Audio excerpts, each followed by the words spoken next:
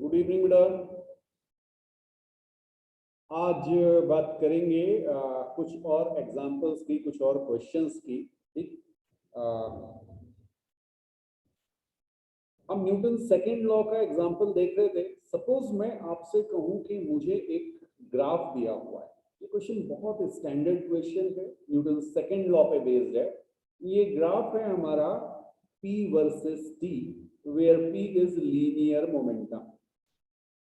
Linear momentum, ठीक है।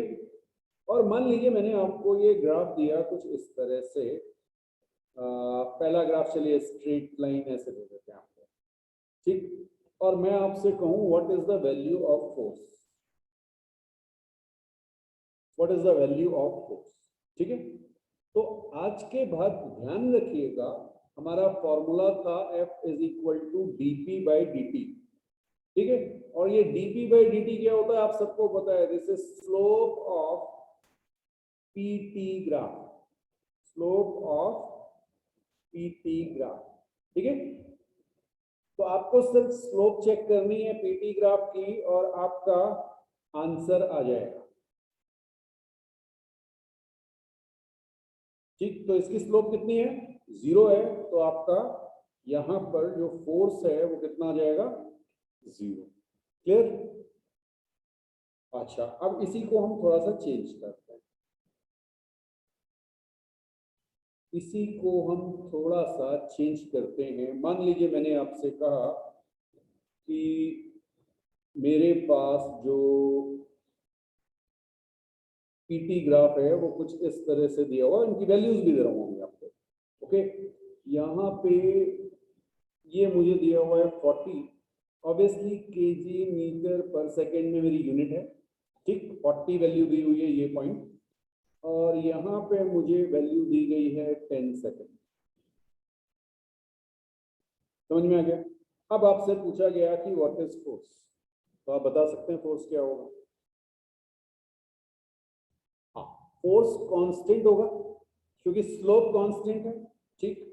तो फोर्स आपका कांस्टेंट होगा और इस कांस्टेंट फोर्स की वैल्यू आएगी 40 minus 0 upon 10 minus 0 kg metre पर सेकेंड स्क्वायर। स्लोप निकाल दे बेटा, मैंने 2 पॉइंट मान के, एक पॉइंट ये लिया हुआ है, एक पॉइंट ये लिया हुआ है, ओके। ये 2 पॉइंट का, ये 1 पॉइंट का, ठीक है। तो P2 minus P1 upon P2 minus T1, इस फॉर्मूले को यूज करके मैंने फोर्स निकाला, ये मेरा 4 न्यूटन आ गया। तो इस तरह के क्वेश्चंस आपको मिल सकते हैं जो ग्राफ बेस्ड होंगे। तो 2 तरह के ग्राफ हमने पढ़ लिए, एक हमने पढ़ा पीटी ग्राफ, पीटी ग्राफ की स्लोप हमें क्या देगी, पीटी ग्राफ की स्लोप हमें फोर्स देगी। दूसरा ग्राफ हमने पढ़ा था एफटी ग्राफ, एफटी ग्राफ का एरिया हमें क्या देगा, इंपल्स देगा, ठीक है।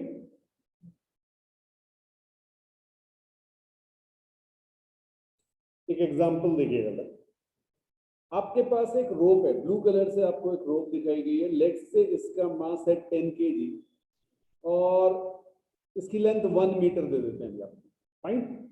1 मीटर की लेंथ है, 10 kg इसका मास दिया हुआ है, और इस पे आपने एक फोर्स लगाया, इस पे आपने एक फोर्स लगाया है से 100 न्यूटन का, ओके। आपको मुझे बताना है 3 पॉइंट्स हैं, एक तो जस्ट स्टार्टिंग पॉइंट है, एक सेंटर पॉइंट है और एक एंड पॉइंट है। इन 3 पॉइंट पे, ठीक है। अच्छा छोड़िए 3 पॉइंट छोड़िए, आप केवल मुझे ए और सी पर टेंशन बता दीजिए। Tension at A and C, tension at A and C, A और सी पॉइंट पर मुझे आपको टेंशन बताना है, ठीक है। बिल्कुल, अभी भी मेथड वही है, उसमें कोई चेंज नहीं आया। पूरी रोप एक साथ एक्सेलरेट कर रही होगी, तो एक्सेलरेशन क्या होगा, एक्सेलरेशन सेम होगा पूरी रोप का। अलग अलग तो ऐसा नहीं ना कि एक टुकड़ा अलग एक्सेलरेशन से चल रहा है, दूसरा अलग से चल रहा है। समझ में आया, ओके। तो ए मेरा सेम होगा, बिल्कुल सही। तो ए होगा कितना, इसका फ्री बॉडी डायग्राम बना लीजिए। पहला फोर्स लगा वेट, वो आपका हो गया 1G, ऊपर आपका लगा नॉर्मल, एक आपका फोर्स फॉरवर्ड डायरेक्शन में 100 न्यूटन का, ठीक है, और साथ में आपका एक्सेलरेशन ए और मास आपको दिया गया है 10 kg, भारी भरकम रोप है। क्लियर है? एक्स एक्सिस की इक्वेशन क्या कहेगी? Net force is equal to mass into acceleration. बात समझ में आई? तो यहां से आपको एक्सेलरेशन कितना मिला बेटा? एक्सेलरेशन मिला 10 मीटर पर सेकेंड स्क्वायर का। किसी को डाउट है तो पूछो। अच्छी बात है, कोई डाउट नहीं है, वेरी गुड। तो ये तो एक्सेलरेशन निकाला, हमसे पूछा क्या गया? टेंशन पूछा गया। तो अब टेंशन निकालने के लिए मैं क्या करूंगा? मैं इसको यहां से कट कर दूंगा। रुक, ऐसा एज्यूम करेंगे कि हमने इसे काट दिया, ठीक है।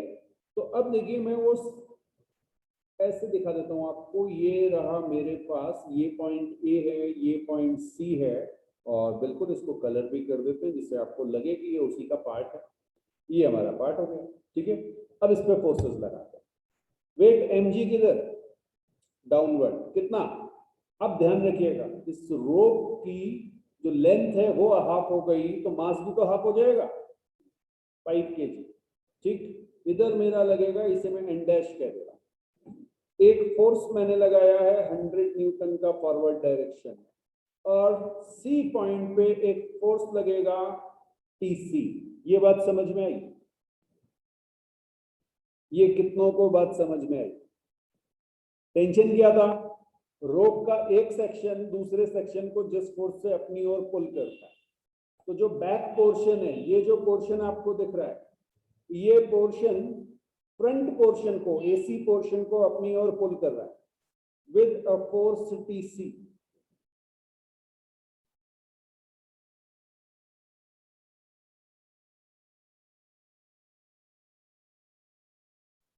अब बेटा यहां से अगर हम इस डायग्राम के लिए इक्वेशन बनाएंगे तो क्या बनेगी?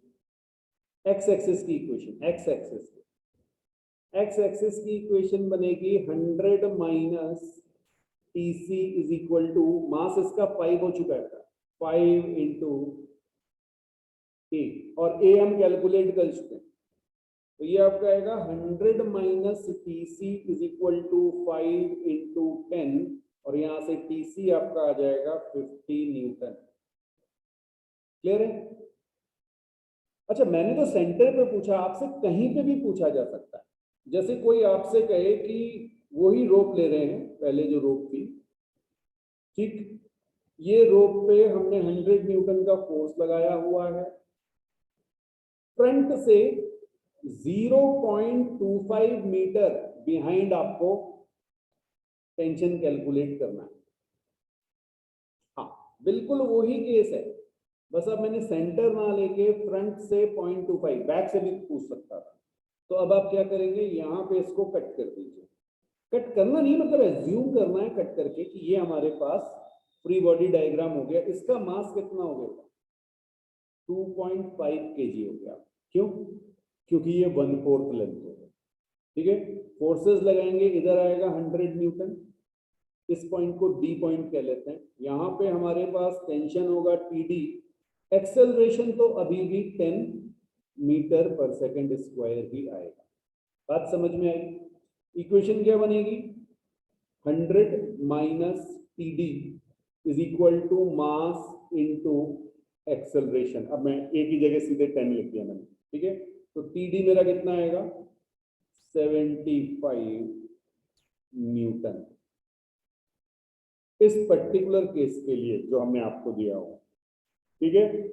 अब बेटा अगर मैं बिल्कुल फ्रंट पॉइंट पे पहुंचा तो यहाँ पे कितना फोर्स लग रहा है? 100 न्यूटन का। तो जो पॉइंट ए है, टी ए, जो हमने आपसे पूछा था, वो आपका हो गया 100 न्यूटन। क्लियर? और इसी के अकॉर्डिंग अगर आप चलेंगे तो ये टी बी जो है आपका, ये आपका 0 न्यूटन आ जाएगा। चाहे तो करके देखिए।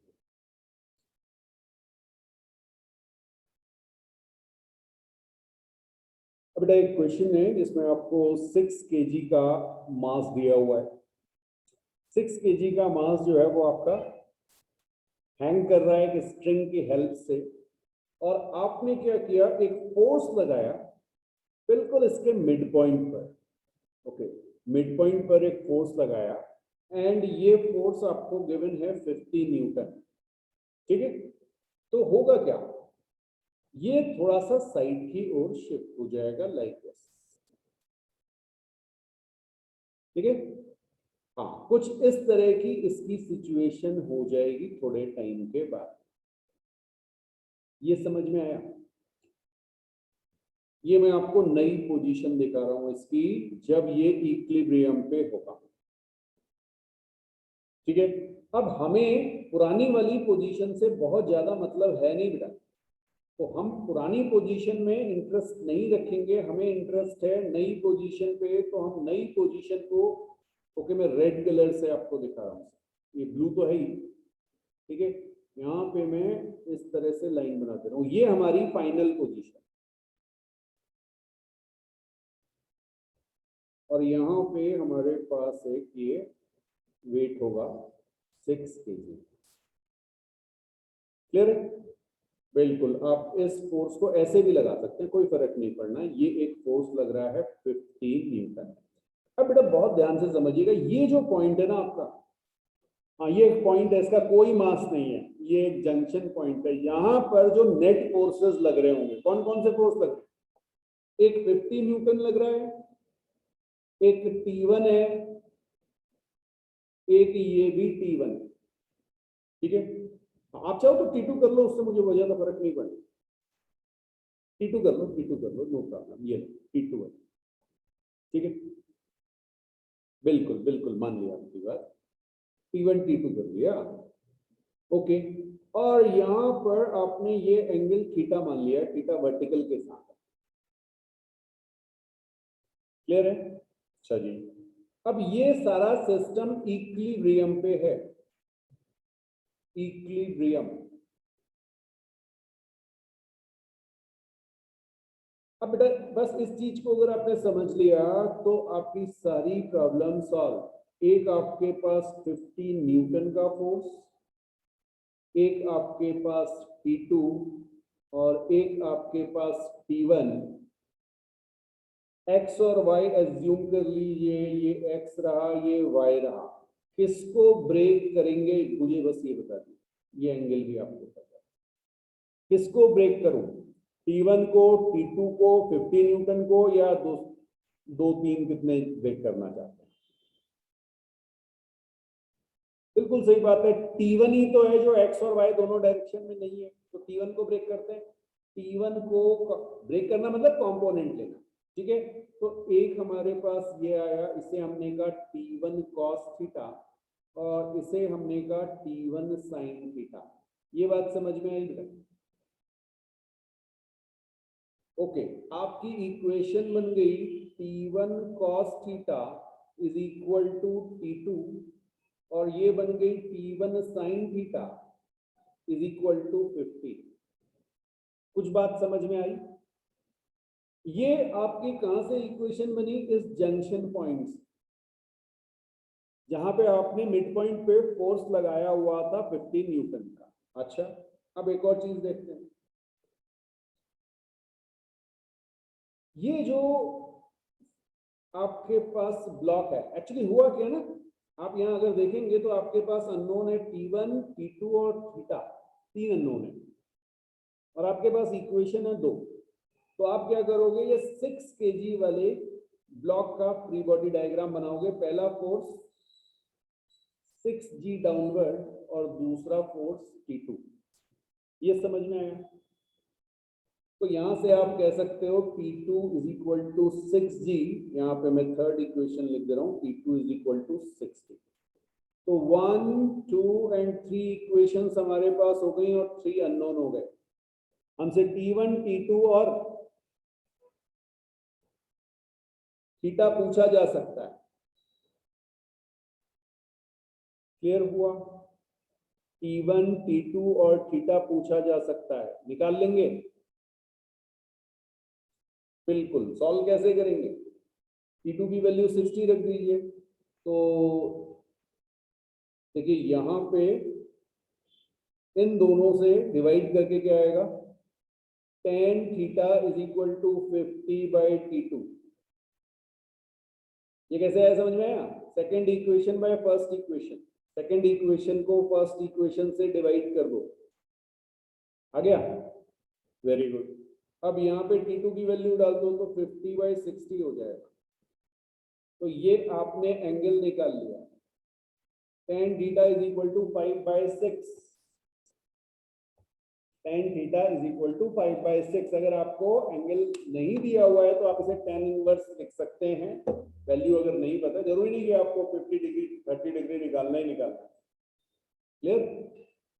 हाँ, आप इसे लिख सकते हैं theta is equal to tan inverse 5/6। ठीक है, ये 1 से कम है बेटा, 1 से कम है, ठीक। और 0.75 अगर आपको याद हो, tan थीटा 0.75 होता है कितने पे? 37 डिग्री। तो ये 0.8 के आसपास है, तो ये अप्रोक्सीमेटली 40 डिग्री के आसपास होना चाहिए, ठीक। बट जरूरी नहीं कि आप ये 40 डिग्री लिखें। अगर आपने tan इनवर्स 5/6 लिख दिया तब भी आपको पूरे पूरे मार्क्स मिलेंगे, ठीक है। हाँ, बट अप्रोक्सीमेशन आना चाहिए कि कैसे हमने इसे निकाला है।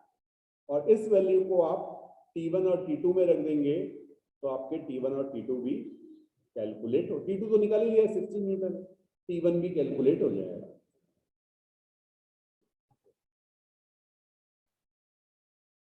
नेक्स्ट बेटा जो हम डिस्कस करने जा रहे हैं वो फ्रिक्शन है। नेक्स्ट टॉपिक की बात कर रहा हूँ, ठीक है। बट उस टॉपिक में हमें नॉर्मल की रिक्वायरमेंट होगी, तो उसके लिए मैं आपको नॉर्मल कैलकुलेट करना थोड़ा सा जो है और क्लियरली बता रहा हूँ।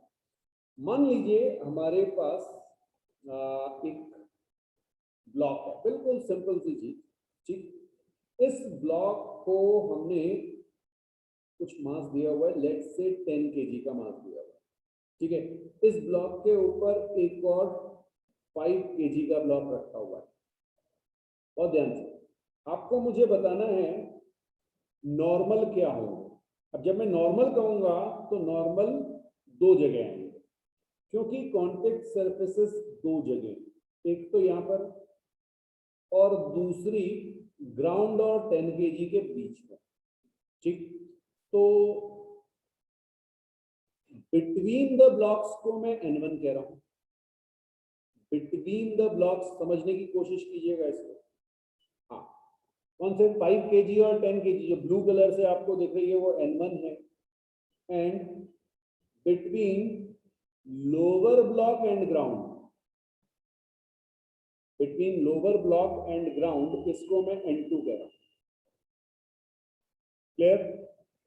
अब बहुत ध्यान से, जब आप इस डायग्राम को बनाएंगे 5 kg के लिए फ्री बॉडी डायग्राम, तो आप कहेंगे 5G एक फोर्स लग रहा है और दूसरा N1 लग रहा है, एक्सेलरेशन 0 है।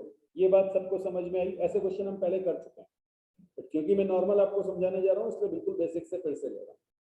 तो N1 minus 5G is equal to 0, G की वैल्यू 10 ले लीजिए। N1 कितना आ गया बेटा? 15 न्यूटन। किसी को डाउट? Okay, very good. अब जरा बात करें 10 kg वाले का।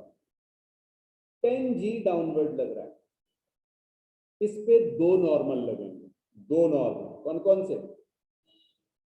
एक नॉर्मल लगेगा N2 जो ग्राउंड लगा रहा होगा, और एक नॉर्मल लगेगा N1 जो ब्लॉक 5 kg लगा रहा है।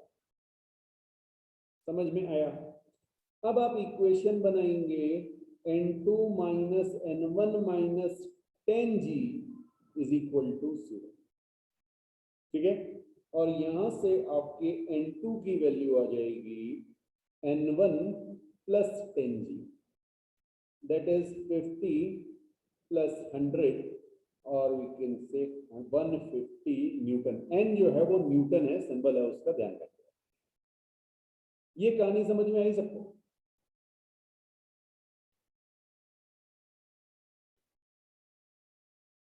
अब बेटा इसमें एक छोटा सा चेंज कर दिया मैंने, इसको अपर डायरेक्शन से पुश कर दिया विद 100 न्यूटन, एक एडिशनल फोर्स और लगा दिया। एक एडिशनल फोर्स और लगा दिया 100 न्यूटन का। फ्री बॉडी डायग्राम में क्या क्या चेंजेस होंगे? पहला जो चेंज आएगा वो यहाँ पे आएगा, एक फोर्स ये लग चुका है, ठीक है। अब आपकी जो इक्वेशन है वो n1 minus 5g is equal to 0 ना होके क्या हो जाएगी, n1 minus 5g minus 100 is equal to 0, और यहां से आपकी n1 की वैल्यू 150 न्यूटन हो जाएगी। ये बात समझ में आई? ये एडिशनल फोर्स जो लगा था 100 न्यूटन का, जिससे आप इसे प्रेस कर रहे थे, उसने आपके नॉर्मल को इंक्रीज कर दिया। मजेदार बात यह है कि सेकंड वाले डायग्राम पे कोई फर्क नहीं पड़ेगा, लेकिन n1 की वैल्यू चेंज हो गई। तो यहां पे मैं n1 की वैल्यू को चेंज करके जब डालूंगा तो n2 is equal to 150 plus 100 that is 250 newton आ जाएगा। समझ में आ रहा है? तो आप अगर किसी ब्लॉक को प्रेस करेंगे तो नॉर्मल चेंज हो जाए, आप किसी ब्लॉक को प्रेस करेंगे तो नॉर्मल इंक्रीज कर जाएगा। ये क्लियर है? चलो अब इसी से एक स्टेप और आगे। एक क्वेश्चन आपको मिलता है वेइंग मशीन, समझिएगा बेटा। एक वेइंग मशीन, ये मशीन कब आपको रीडिंग देती है? जब आप इस पे खड़े हो, ठीक है। एक्चुअल में चलिए मैं आपको पूरा ये दिखा दूं। सपोज हमारे पास ये पर्सन यहाँ पे खड़े हुए हैं। अगर मैं फ्री बॉडी डायग्राम बनाऊं इन पर्सन का, FBD ऑफ पर्सन, हाँ जी, कैसे बनेगा? मास एम ले लीजिए, मास एम ले लीजिए इनका। ओके, अब हम इसे पॉइंट की तरह ट्रीट कर सकते हैं इन पर्सन को, ठीक। एक फोर्स इन पे लग रहा होगा mg, वेट इनका, और एक इन पे लग रहा होगा नॉर्मल। केवल दो फोर्सेस होंगे बेटा, इसके अलावा कोई और फोर्स इन पे नहीं लग रहा होगा। रस्सी है नहीं, there is no rope, so no tension is there, no spring. बात समझ में आई? सो n है, mg है, और इनका ये अभी मान लेते हैं ये रेस्ट पे, ठीक है, मशीन पे रेस्ट पे हैं, आप घर पे खड़े हुए हैं, तो ए आपने 0 ले लिया। ये बात समझ में आई? इक्वेशन क्या बनी? n minus m g is equal to 0। बहुत ध्यान से समझना है इस चीज को। ये मैंने पर्सन का फ्री बॉडी डायग्राम बनाया। अच्छा, अब मुझे सिर्फ ये बता दो कि इस पर्सन पे ये नॉर्मल लगा कौन रहा है? इस पर्सन पे ये नॉर्मल कौन लगा रहा है? मशीन लगा रही, बिल्कुल सही कहा आपने, ये मशीन लगा रही है, ठीक है। अब यहाँ ग्राउंड नहीं है, यहाँ मशीन है, तो इसका मतलब मशीन पे भी इतना ही नॉर्मल डाउनवर्ड डायरेक्शन में लग रहा होगा, और इस नॉर्मल की वजह से सपोज यहाँ पे कोई स्प्रिंग है, ये मशीन कुछ प्रेस हो गई होगी, जितना ये प्रेस होगी वही रीडिंग ये आपको दे देगी। ये है कहानी मशीन, ठीक है। तो अब ध्यान रखिएगा, मशीन आपको क्या रीडिंग देती है? आपके नॉर्मल की। मशीन आपका वेट नहीं बताती, मशीन आपको नॉर्मल की रीडिंग देगी। Machine gives the reading of normal reaction, reading of normal reaction. लिख लीजिए इसे, बड़ा बड़ा ध्यान रखना, ठीक है। हाँ, ये इंपॉर्टेंट है बेटा। कहानी समझ में आ गई? अब लास्ट टाइम हमने एक क्वेश्चन किया था लिफ्ट वाला। मान लीजिए एक लिफ्ट है, इसमें मैं एक वेइंग मशीन रख रहा हूँ, वॉशिंग मशीन में, ओके। हाँ, धुल जाएगा वरना ये तो। ओके, ये हमने 3 केसेस लेंगे, तो कॉपी करके मैं इसको यहाँ पेस्ट कर देता हूँ। ओके, 3 केसेस हमने ले, ठीक है। केस 1 में हमने आपसे कहा है a is equal to 0, case 1 में हमारे पास ए एक्सेलरेशन अपवर्ड है और केस 2 में ए एक्सेलरेशन डाउनवर्ड। तीनों केसेस में सेम पर्सन है और सेम मशीन है, मास m है। क्लियर? आपको बताना है कि इन मशीन्स की रीडिंग क्या होगी, रीडिंग ऑफ मशीन। ये हमने लास्ट क्लास में किया था। जब हम फ्री बॉडी डायग्राम बनाते हैं तो हमारी इक्वेशन बनती है n minus m g is equal to 0। यहां से नॉर्मल आपका आ जाता है mg। ठीक है, तो आपकी रीडिंग जो होगी मशीन की वो mg आएगी। बात समझ में आ रही है? ओके। सेकेंड केस में आपका इक्वेशन बनती है n minus m g is equal to m a. ये मैं लास्ट क्लास में करा चुका हूं, इसलिए मैं आपको फिर से फ्री बॉडी डायग्राम नहीं दिखा रहा हूं। पर्सन का फ्री बॉडी डायग्राम बनाइए, एक्सेलरेशन अपवर्ड होगा, ये आ जाएगा। यहां से आपकी इक्वेशन आएगी एम जी प्लस ए। इसका मतलब क्या हुआ? आपका वेट बढ़ चुका होगा। हाँ, ऐसा मशीन कह रही है, रियलिटी में तो जो वेट था वही रहेगा, लेकिन मशीन को ऐसा लगेगा कि आपका वेट बढ़ गया। ठीक है, और इस केस में mg minus n is equal to m a, ये इक्वेशन बनेगी बिकॉज एक्सेलरेशन डाउनवर्ड है, डाउनवर्ड डायरेक्शन को पॉजिटिव लेंगे। यहां से बेटा नॉर्मल की इक्वेशन आएगी एम जी माइनस ए। बात समझ में आई? तो यहां पे आपकी रीडिंग एम जी माइनस ए होगी। तो मशीन आपका वेट कम या ज्यादा बता सकती है अगर आपने उस मशीन को वेइंग के टाइम पे किसी एक्सेलरेटेड सिस्टम में या फ्रेम में रख दिया। आप लिफ्ट में जाइए, लिफ्ट एक्सेलरेट होगी, बिल्कुल उस समय वो आपका वेट कम या ज्यादा बता सकती है।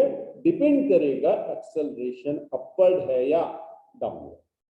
तो आप चाहें तो इन तीनों क्वेश्चंस को या तीनों कॉन्सेप्ट्स को याद भी कर सकते हैं, बट समझने तो बहुत अच्छा। ओके, जनरली जब हम मैन को कंसीडर करते हैं तो हम सिंगल लेग को ही कंसीडर करते हैं, सिंगल नॉर्मल दिखाते हैं।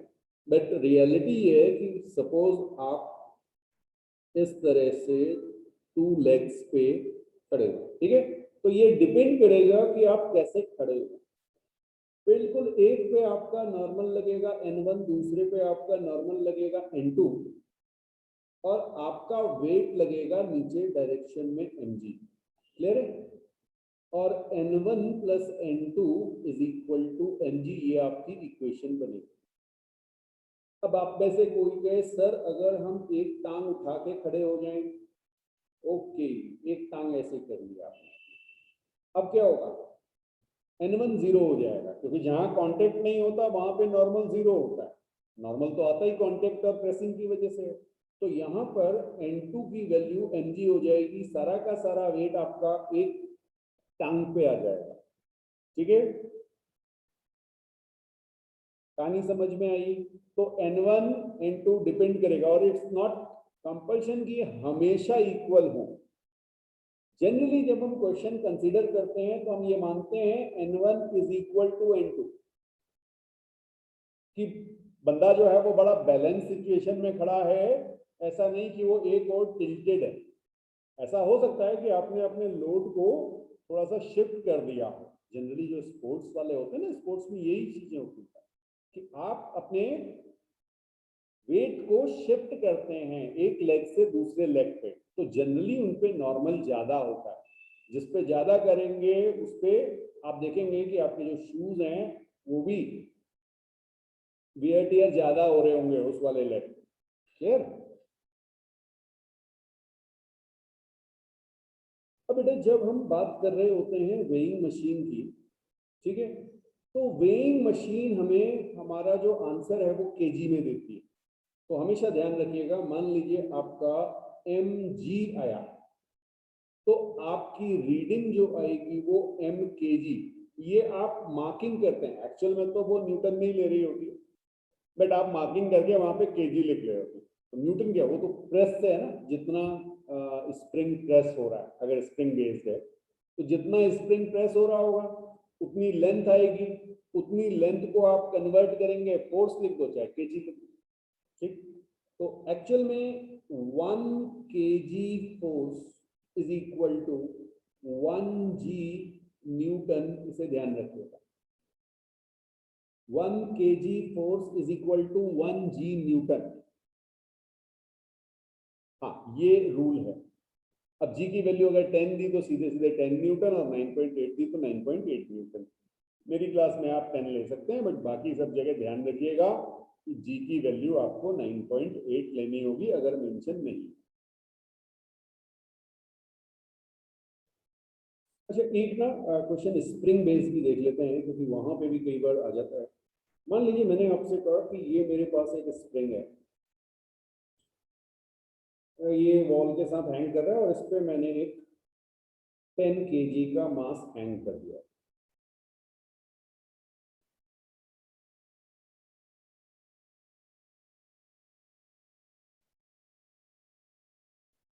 ठीक है, आपको मुझे बताना है, अगर मैंने आपको के दिया हुआ है 1000 न्यूटन पर मीटर, तो आपको मुझे बताना है कि एक्सटेंशन इन स्प्रिंग क्या होगा।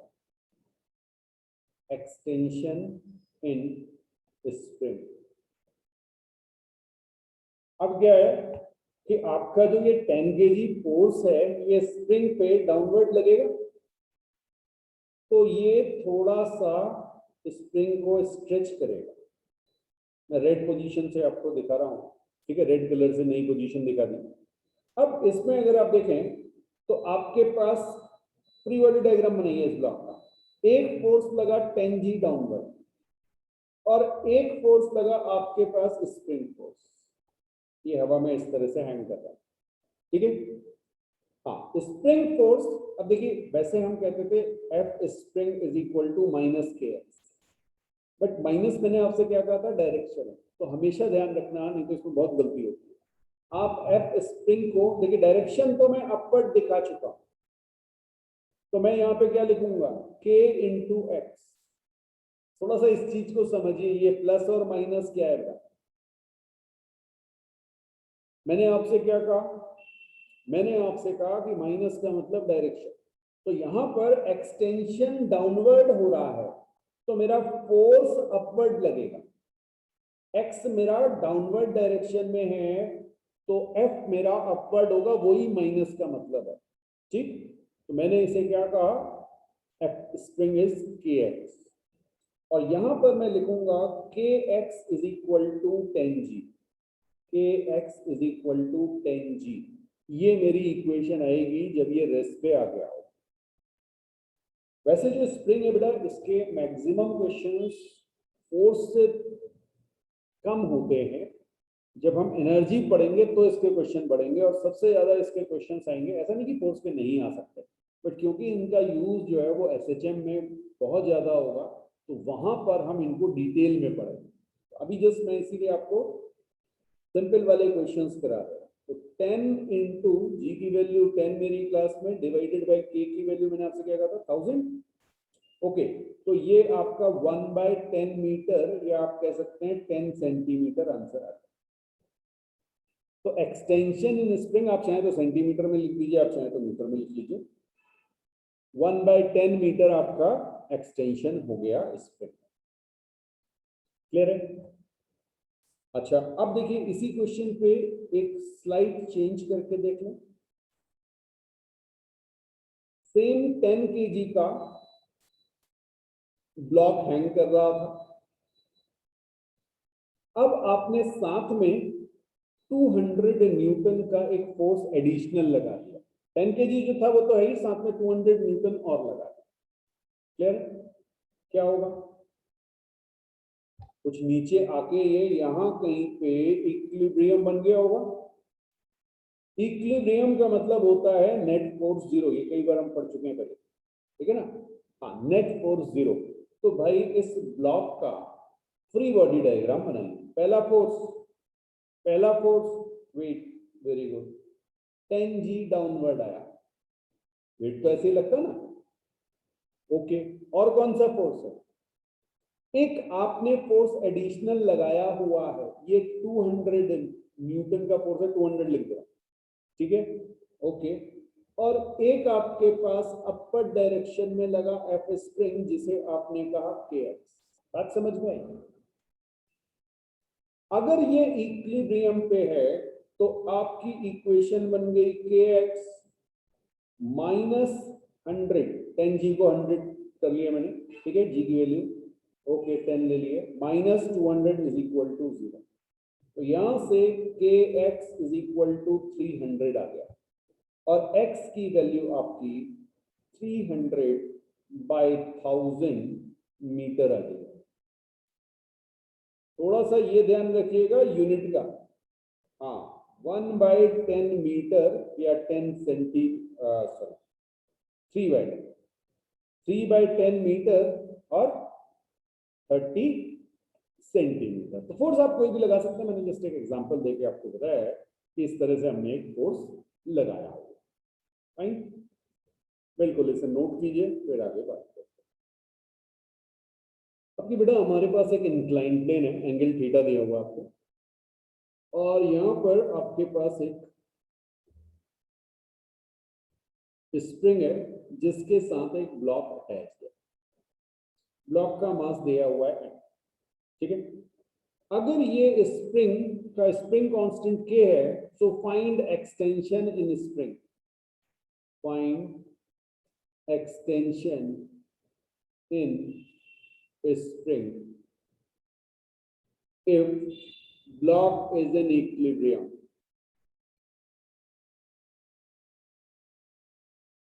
हाँ, ब्लॉक क्या करेगा, थोड़ा सा खींचेगा और यहां कहीं पे आ गया, ठीक है। तो आपके स्प्रिंग में एक एक्सटेंशन आ गया से एक्स। अब ध्यान रखिएगा ये एक्स क्या है, अलोंग द इंक्लाइंड है। तो अब हमें अपनी एक्स और वाई एक्सिस इस वे में चूज करनी पड़ेगी। क्लियर है? बनेगा वही फ्री बॉडी डायग्राम, उसमें कोई चेंज नहीं होता। फोर्स के जितने भी ये डायग्राम वाले क्वेश्चन आते हैं सब ऐसे ही होते हैं। हाँ जी, ये आपके पास मास m, पहला फोर्स mg, बिल्कुल सही। दूसरा फोर्स नॉर्मल, नॉर्मल जो है वो इंक्लाइन के परपेंडिकुलर होता है, ठीक है। तीसरा फोर्स स्प्रिंग फोर्स, रोप नहीं है, फ्रिक्शन अभी है नहीं स्मूथ सरफेस से, क्लियर। तो तीन फोर्सेस आपके लग रहे हैं, आपने एक्स और वाई एज्यूम कर लिए है अलोंग द इंक्लाइन। इक्विलिब्रियम का है यानी आपका एक्सेलरेशन 0 हो चुका है, क्लियर। किसको ब्रेक करेंगे, एमजी को, नॉर्मल को, या एफ स्प्रिंग को? बिल्कुल ठीक, एमजी को ब्रेक कर दीजिए। एमजी को ब्रेक करना आपको सिखाया हुआ है, ये कंपोनेंट क्या आता है, mg cos थीटा, और ये वाला कंपोनेंट आता है mg sin थीटा। कोई डाउट तो नहीं है? ओके, इक्विलिब्रियम की कंडीशन में इक्वेशन कैसे बनाएंगे, एक्स एक्सिस की इक्वेशन बनाएंगे, mg sin theta is equal to k x लिख दूं? आप चाहें तो f spring is equal to k x है ना, आप चाहें तो minus k x is equal to 0 भी लिख सकते हैं, ठीक, वेरी गुड।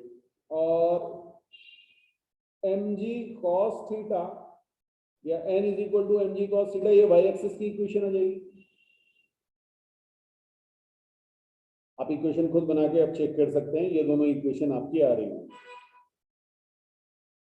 तो नॉर्मल भी हमने निकाल लिया और यहाँ पे हमने एक्सटेंशन निकाला, x is equal to mg sin थीटा अपॉन k। कुछ समझ में आ रहा है बेटा? यहाँ पे जो स्प्रिंग एक्सटेंड हो रहा है वो किस फोर्स की वजह से हो रहा है? ये इस डायरेक्शन में जो फोर्स है वो है mg sin थीटा, इसलिए आपकी वैल्यू आई mg sin थीटा अपॉन k। क्लियर है? mg cos थीटा को तो नॉर्मल ने बैलेंस कर दिया, उसने एक्सटेंशन में कोई हेल्प नहीं की, वो वैसे भी परपेंडिकुलर फोर्स था।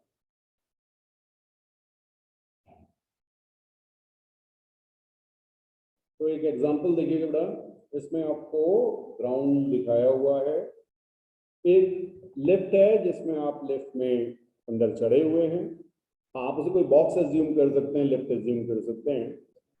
एक रोप आपके हाथों में है, आपका मास 60 केजी दिया हुआ है और इस जो बॉक्स है या लिफ्ट है इसका मास 40 केजी दिया हुआ है, और आपको जस्ट होल्ड करना है अपने को। होल्ड मींस इक्विलिब्रियम, यानी हवा में लटके रहना, नीचे नहीं आना, गिरना नहीं चाहिए, ठीक है।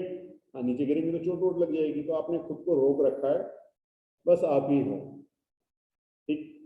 तो अब जरा देखिएगा कि इस क्वेश्चन को कैसे सॉल्व किया जाता है। यहाँ पर आपका जो बॉक्स है और आपको दोनों कांटेक्ट में है,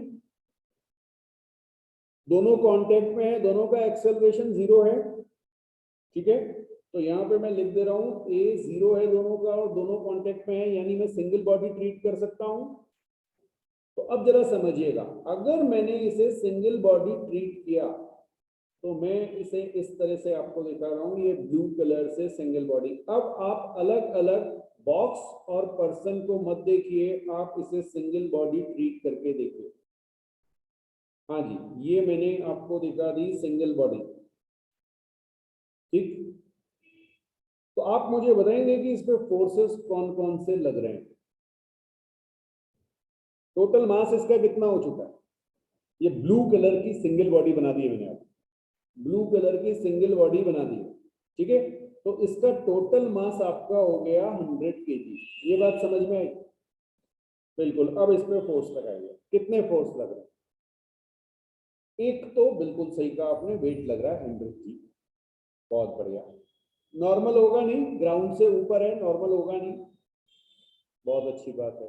अब नॉर्मल नहीं है, फ्रिक्शन अभी है नहीं, ठीक, स्प्रिंग कहीं दिख नहीं रहा है, बचा कौन? टेंशन। टेंशन तो है, कितने टेंशन लगेंगे ये बता दो बस। सिस्टम को देखना, सिस्टम को, रस्सी मत गिनने लगना। ब्लू कलर के सिस्टम पे अगर आप देखेंगे तो आपको दो जगह ये रोप अटैच दिखाई देगी, दिख रही है?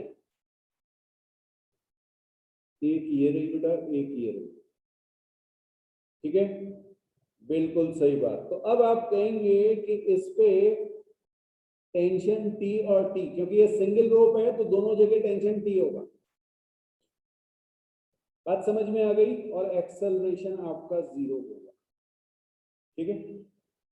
बस इतना सा आपका कॉन्सेप्ट था। तो आपकी इक्वेशन क्या आई? 2t minus 100g is equal to 0। यहां से आपका टेंशन आ गया 50g, या आप इसे कह सकते हैं 500 न्यूटन। बात समझ में आई?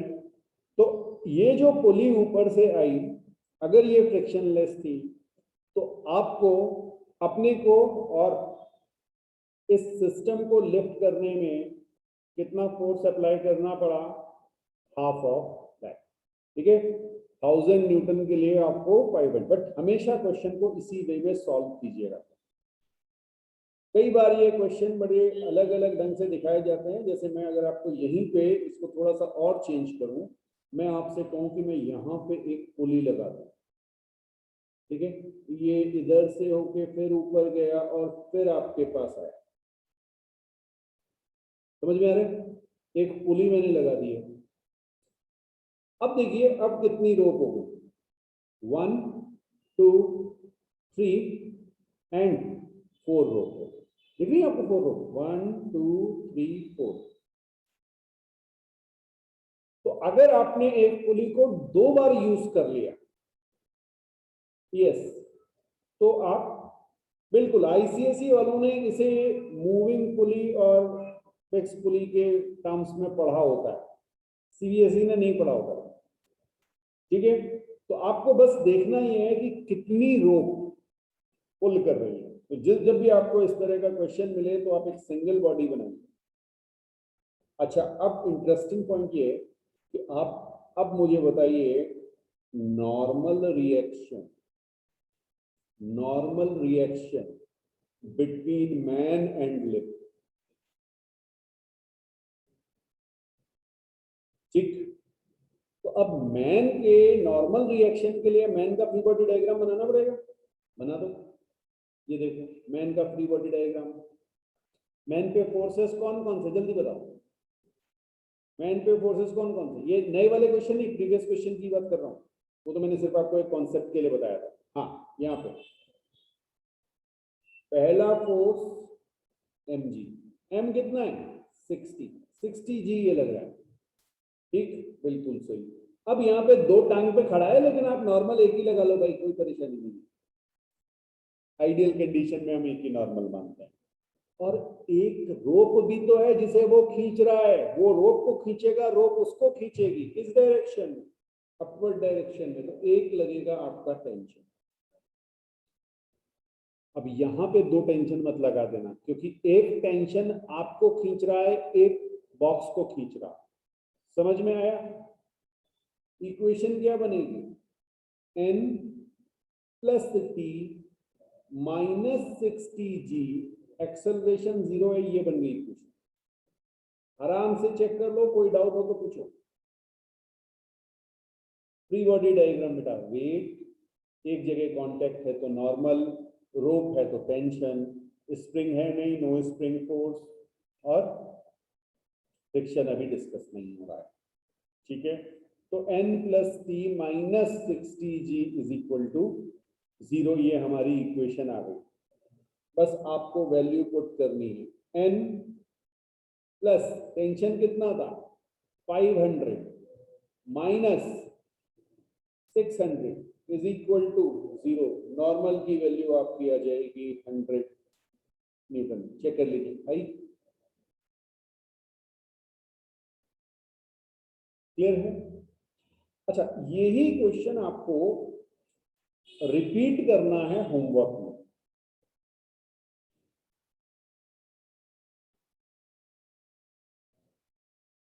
तो ये आपका होमवर्क क्वेश्चन रहा। अब बेटा आपको इस पूरे सिस्टम को एक्सेलरेट कराना है a is equal to 2 metre पर सेकेंड स्क्वायर से, ठीक है। हाँ, मास आपको मास ऑफ लिफ्ट या बॉक्स कह लीजिए 40 केजी लिया था हमने, वही ले लीजिए। मास ऑफ पर्सन 60 केजी ले लीजिए, ठीक है। मास ऑफ पर्सन 60 केजी, और एक्सेलरेशन आपको 2 मीटर पर सेकेंड स्क्वायर लगाना है। आपको बताना है what is the tension in rope, या यही टेंशन क्या है, जिस फोर्स से पर्सन पुल करेगा। तो या टेंशन भी पूछी जा सकती है, क्वेश्चन ऐसे भी पूछा जा सकता है, find the force by which person will pull the rope to accelerate upward with acceleration 2 metre पर सेकेंड स्क्वायर, ठीक है। तो टेंशन इन रोप और नॉर्मल भी बताना आपको।